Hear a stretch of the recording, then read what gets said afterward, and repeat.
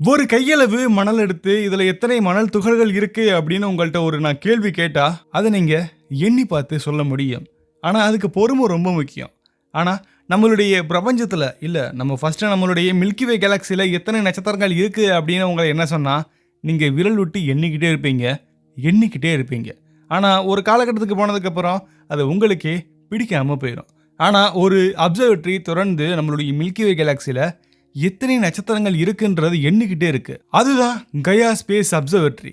நம்மளுடைய மில்கி வே கேலக்சி என்ன மாதிரியான வடிவத்தில் இருக்கு, இதோடைய நட்சத்திரங்களுடைய எண்ணிக்கை எவ்வளவுன்றத தொடர்ந்து எண்ணிக்கிட்டே இருக்கு. இப்போ நம்ம அந்த பதிவுல அது எப்படி எண்ணுதுன்றத பார்க்கலாம். தென் அந்த அப்சர்வேட்டரி பத்தின பல தெரியாத தகவல்களை இந்த வீடியோ மூலியமா கண்டிப்பா நீங்க தெரிஞ்சுப்பீங்க. வீடியோ லைக் பண்ணிட்டு சப்ஸ்கிரைப் பண்ணிட்டு வீடியோ ஃபுல்லா பாருங்க. நான் உங்க லோகபால கார்த்திகேயன். இது செனித் ஆஃப் சயின்ஸ்.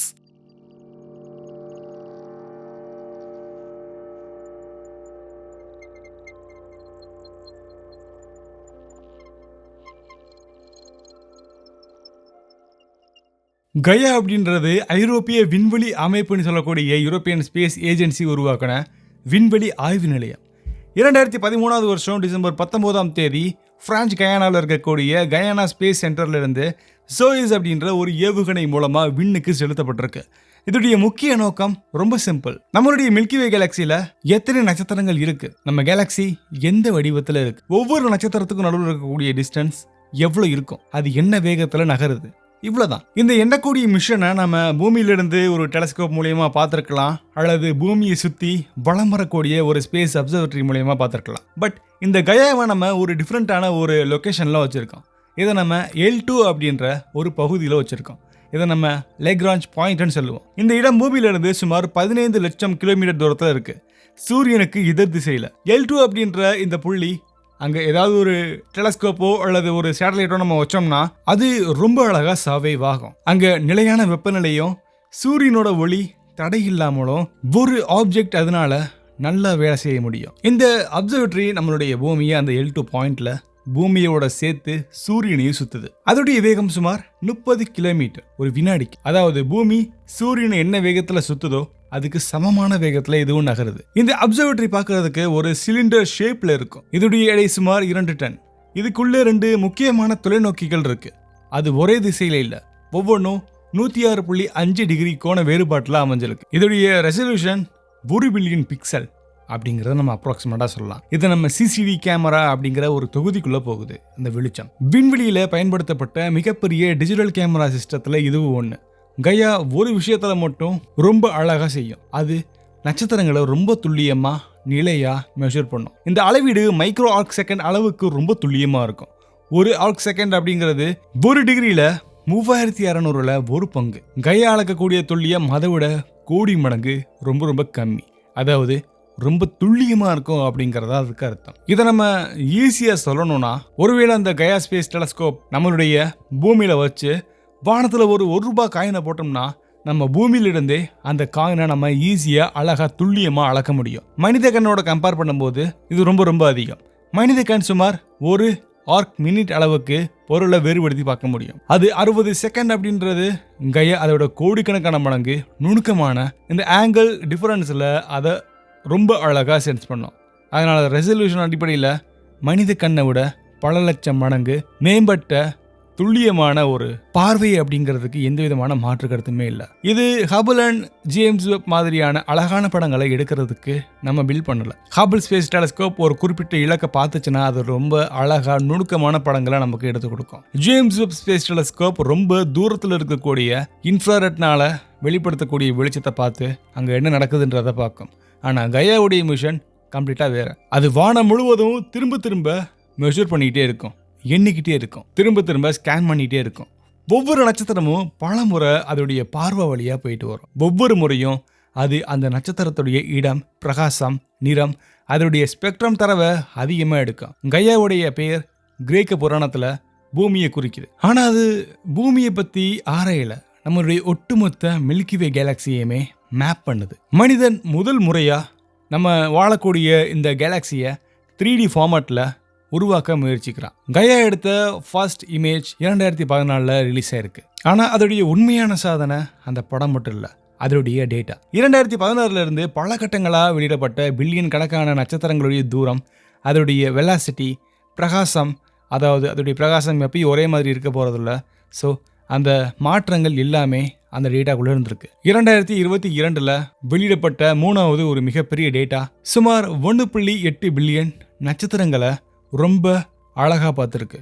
அதோடைய நிலை, அதோடைய இயக்கம் எல்லாமே நமக்கு சொல்லி கொடுத்துருக்கு. அதோடைய தூரம் அளவிடக்கூடிய முறை நம்ம பேரலக்ஸ் அப்படின்ற ஒரு மெத்தட்னு சொல்லலாம். பூமி சூரியனை சுற்றும் போது அதுக்கு பக்கத்தில் இருக்கக்கூடிய நட்சத்திரங்களுக்கு பின்னாடி இருந்து வரக்கூடிய ரொம்ப தூரத்தில் இருக்கக்கூடிய நட்சத்திரங்களை நம்ம கம்பேர் பண்ணும்போது கொஞ்சம் நகர்ற மாதிரி தெரியும்.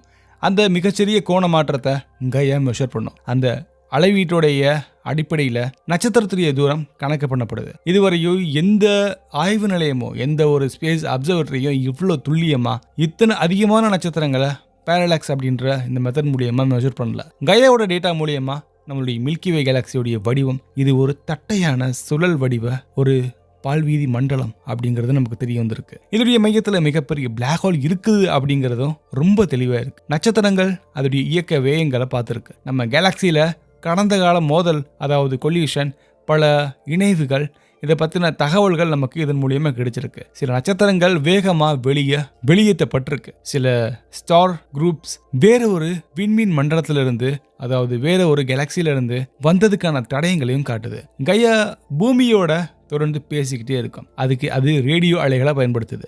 L2 அப்படின்ற அந்த பாயிண்ட்ல இருந்து தூரத்துல இருந்து அந்த தகவல் நம்ம பூமியை வந்து அடைகிறதுக்கு சுமார் 5 வினாடிகள் எடுத்துக்கிறது. அந்த தகவல் அது வெறுமனை நம்ம கம்யூனிகேஷன் அதோடைய ஸ்பீடை மட்டும் நம்ம பார்க்காம அந்த ரேடியோ கொடுக்கக்கூடிய டேட்டாஸ் எவ்வளோ முக்கியம் அப்படிங்கிறத நம்ம பார்த்தாகணும். தினமும் பல கிகாபைட்ஸ் அளவுக்கு, அதாவது ஜிபி அளவுக்கு அந்த அறிவியல் தரவுகள் அந்த டேட்டாவை நம்ம பூமிக்கு இதை அனுப்புது. அந்த டேட்டாவை யூரோப்பில் இருக்கக்கூடிய டேட்டா சென்டர் அதை டீகோட் பண்ணி நமக்கு புரியுற விதமாக கொடுக்குது. கையா தன்னுடைய வேகத்தில் கொஞ்சம் டிஃப்ரெண்ட்டாக இருக்குது. அது சுமார் 6 மணி நேரத்துக்கு ஒரு முறை முழு சுழற்சியை முடிக்குது. அந்த சுழற்சி முடியும் போது வானத்தில் ஒரு மிகப்பெரிய ஒரு ஸ்கேனை செஞ்சு முடிக்குது. பல ஆண்டுகளில் அந்த ஸ்கேன் அதோடைய பாதைகள் எல்லாமே சேர்த்து முழு வரைபடமாக நமக்கு கொடுக்கப்படுது. இதோடைய செயல்பாடு காலம் முதல்ல நம்ம 5 ஆண்டுகள் மட்டும்தான் அப்படின்னு நம்ம நினச்சிருந்தோம். ஆனால் அதோடைய இன்ஸ்ட்ருமெண்ட்ஸ் ரொம்ப அழகாக ஆப்ரேட் ஆனனால அதோடைய மிஷன் நீட்டிக்கப்பட்டிருக்கு. எரிபொருள் அதோடைய கருவி அதோடைய இளமைக்கு ஏற்ப அது 2020 வரைக்கும் ரொம்ப அழகா இயங்க முடியும். அண்ட் இறுதியில் அது அதோடைய ஃபியூல் முடிஞ்சதுக்கு அப்புறம் L2க்கு பக்கத்தில் ஒரு நிலையான சுற்றுப்பாதையில் விடும். அது அந்த கையா ஸ்பேஸ் அப்சர்வேட்டரி டீஆக்டிவேட் ஆகிட்டு அந்த L2 பாயிண்ட்ல கண்டிப்பாக ஒரு குப்பை மாதிரி சுத்தம். பட் அதை நம்ம அவ்வளோ ஈஸியாக ஸ்பேஸ் டெப்ரிஸ்ன்ற அந்த வகையில் கொண்டு வரக்கூடாது. அதுக்கான காரணம் கையா ஏற்படுத்தின மாற்றம் ரொம்ப ரொம்ப பெருசு. முன்னாடி நம்ம மில்கிவே கேலக்சி அதோடைய வரைபடம் வெறும் கணிப்பம் மட்டும்தான் இருந்துச்சு. தென் அது ரொம்ப துல்லியமாக இல்லை. இப்போ அது ரொம்ப துல்லியமான அளவீடுகள் அடிப்படையில் நட்சத்திரங்களுடைய வயது, அதோடைய வேதியியல் அமைப்பு, இயக்கம் மாதிரியான எல்லா தரவுகளையும் ஒன்று சேர்த்து நம்ம இந்த நட்சத்திரத்தை பற்றி வரலாறு என்னன்றதை நம்ம எழுதுகிற அளவுக்கு வந்துட்டு டார்க் மேட்டர் இதில் ஒரு முக்கியமான பங்கு வகிக்குது அப்படிங்கிறத கையா நமக்கு சொல்லி கொடுத்துருக்கு. பல புதிய புதிய எக்ஸோ பிளானட்ஸ் அந்த நட்சத்திரத்துக்கு முன்னாடி மறைஞ்சிருக்கு. பட் அந்த நட்சத்திரம் எங்கே இருக்குது, என்ன ஏதுன்றதை நமக்கு சொல்லி கொடுத்ததும் இதுதான். ஏன்னா நட்சத்திரங்கள் அதோடைய சிறிய அசைவுகள் கொஞ்சம் அதோடைய கிரகங்கள் மூலியமாக ஈர்க்கப்படலாம். ஹபிள் அண்ட் ஜேம்ஸ் வெப் ரொம்ப தூரத்தில் இருக்கக்கூடிய பல பொருட்களை அது ரொம்ப ஆழமாக பார்க்குது. கையா நம்மளுடைய ஓன் கேலக்சியான மில்கிவே கேலக்சியை ஆழ்ந்துகிட்டு இருக்கு. ஒவ்வொன்றும் ஒவ்வொரு அழகாக வெளிப்படுத்தும். இன்னொன்று ஒரு அமைப்பை வெளிப்படுத்துது.